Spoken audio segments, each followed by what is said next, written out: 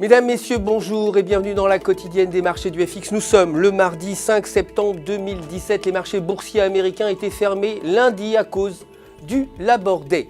Le Dow Jones a gagné 0,1%, le S&P 500 a progressé de 0,20%, tandis que le Nasdaq a également gagné 0,30%.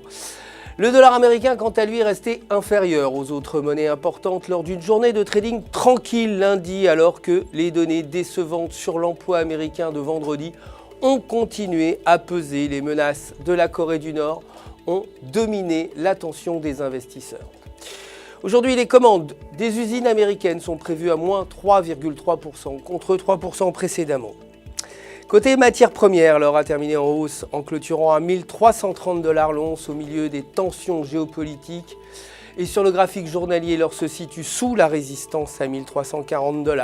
En se maintenant sous cette ligne, il pourrait arriver aux environs de 1280$ alors que le franchissement de la ligne pourrait le rapprocher plus près de 1380$.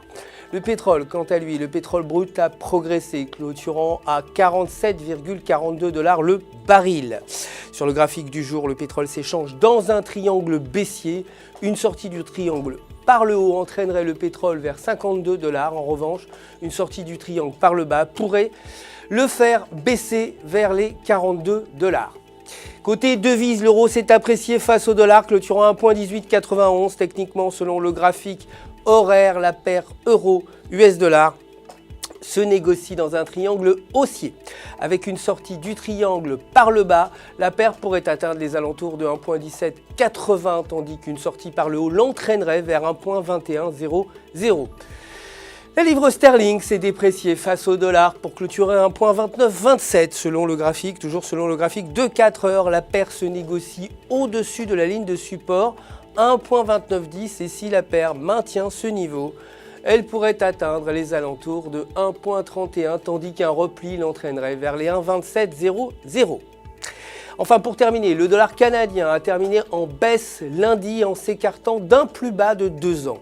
Sur le graphique de 4 heures, la paire se situe sous la résistance à 1,2425 et si la paire maintient ce niveau, elle pourrait chuter vers 1,2200 tandis que si elle franchit la résistance, elle pourrait atteindre les alentours de 1,2800.